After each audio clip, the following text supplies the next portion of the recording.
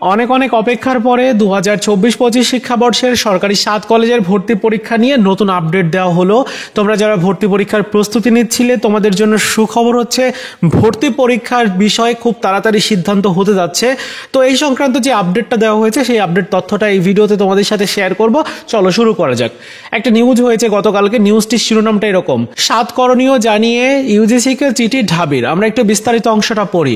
বলা হচ্ছে 2024-25 শিক্ষাবর্ষ থেকে রাজধানীর সরকারি 7 কলেজকে ঢাকা বিশ্ববিদ্যালয় থেকে পৃথককরণ বিষয়ে নেওয়ার সিদ্ধান্ত বহাল তা কার্যকর করে বিশ্ববিদ্যালয়ের পক্ষ থেকে প্রয়োজনীয় ব্যবস্থা গ্রহণ অব্যাহত থাকবে। সে বিষয়ে নিজেদের অবস্থান জানিয়েছে বিশ্ববিদ্যালয়ের মঞ্জুরি কমিশনকে, অর্থাৎ ইউজিসিকে চিঠি দিয়েছে ঢাকা বিশ্ববিদ্যালয় কর্তৃপক্ষ। এবং এই চিঠিতে 7টা করণীয় উল্লেখ করা আছে।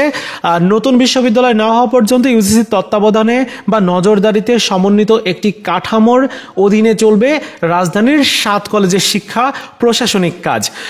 তারপর বলা হচ্ছে যে চিঠিতে 7টা যে করণীয় উল্লেখ করা হয়েছে, এতে 2024-25 শিক্ষাবর্ষের ভর্তি পরীক্ষা ও ভর্তি সংক্রান্ত যাবতীয় কাজ ইউজিসির প্রস্তাবিত সাময়িক কাঠামোর অধীনে অনুষ্ঠিত হবে বলে উল্লেখ করেছে বিশ্ববিদ্যালয় কর্তৃপক্ষ। অর্থাৎ ঢাকা বিশ্ববিদ্যালয় বলে দিয়েছে যে তারাই ভর্তি পরীক্ষার বিষয়ে কোনো সিদ্ধান্ত নিবে না, 7 কলেজের বিষয়ে সিদ্ধান্ত নিবে ইউজিসি, এবং সেই ইউজিসির প্রস্তাবিত সাময়িক একটা কাঠামো দেওয়া হবে, সেই অধীনে ভর্তি পরীক্ষাটা হবে।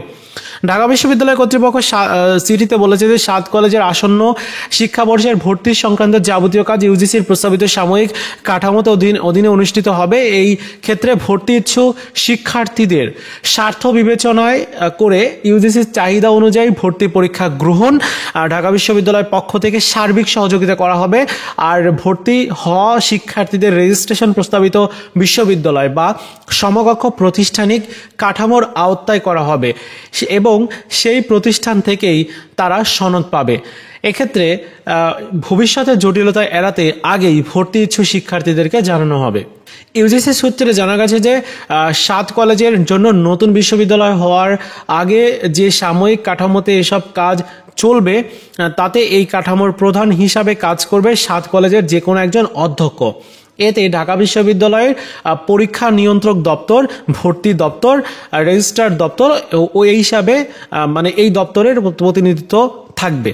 ওকে, এবার ঢাকা বিশ্ববিদ্যালয়ের চিঠির নজরদারি সংস্থা পরিবর্তন সুপারিশ করেছে। আচ্ছা যাই হোক, আমি 7টা যে নির্দেশনা দেওয়া হয়েছে এগুলো আমি পড়েছি, এত কিছু বলতে গেলে তো টাইম লাগবে, তোমরা একটু জাস্ট এটা বুঝে নাও। 7 কলেজের যে ভর্তির কার্যক্রম বা শিক্ষা কার্যক্রম এগুলো কিন্তু 7 কলেজের নিজস্ব অধ্যক্ষের নিয়ন্ত্রণে, অর্থাৎ হেল্প ডেস্ক শিক্ষার্থীদের পরীক্ষা অন্যান্য কার্যক্রম যাবতীয় প্রয়োজনীয় ব্যবস্থা নেবে। এইটার একটা নজরদারি করবে হচ্ছে 7 কলেজের যারা অধ্যক্ষ থাকবেন তারা। তার সাথে ভর্তির যে কার্যক্রম রয়েছে এই ভর্তির কার্যক্রম সম্পূর্ণ ইউজিসির তত্ত্বাবধানে অনুষ্ঠিত হবে একটা নতুন কাঠামোতে। এখন এই যে নতুন কাঠামোতে ভর্তি পরীক্ষা হবে এটা নিয়ে কিন্তু অনেকটা লেট হয়ে যাচ্ছে, খুব তাড়াতাড়ি সিদ্ধান্ত দিতে হবে। এখনো পর্যন্ত কোনো সিদ্ধান্ত হয়নি যে 7 কলেজের ভর্তি পরীক্ষার যে আবেদন প্রক্রিয়া সেটি তো স্থগিত হয়ে গেছিল, নতুন করে কবে শুরু হবে, এটা কি আদৌ ঢাবির অধীনে হবে কিনা এইটা নিয়েও সংশয় রয়েছে, যেহেতু ঢাবি কিন্তু পুরোপুরি সরে গেছে। ঢাবি বলেছে যে আমরা হেল্প করতে পারি, কিছুটা হেল্প করতে পারি, কিন্তু পুরো কার্যক্রমটা ইউজিসি এবং 7 কলেজের যারা অধ্যক্ষরা রয়েছে তাদের একজনকে, যে কোনো একজনকে নিতে হবে এবং সেই তাদের তত্ত্বাবধানে ভর্তি পরীক্ষা পরিচালনা হবে। তো এই হচ্ছে ব্যাপার। 7 কলেজ নিয়ে হয়তো কিছুটা ভিন্নতাও আসতে পারে, দেখা যেতে পারে বিভিন্ন পরিবর্তন, আমরা সেটার জন্য অপেক্ষা করছি। খুব তাড়াতাড়ি সিদ্ধান্ত হয়ে যাবে, যেহেতু এখন পর্যন্ত অনেকটাই সময় লেট হয়ে গেছে। ম্যাক্সিমাম বিশ্ববিদ্যালয়ের ভর্তির যে কার্যক্রম সেগুলোও কিন্তু প্রায় শেষের দিকে, ভর্তিও শুরু হয়ে গেছে।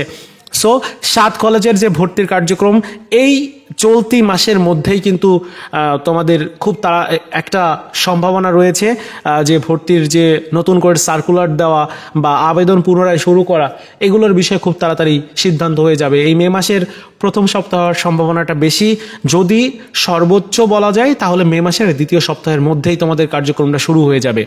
একদম কনফার্ম থাকো, এবং আমি সর্বশেষ যতটুকু আপডেট পেয়েছি তোমাদেরকে জানালাম।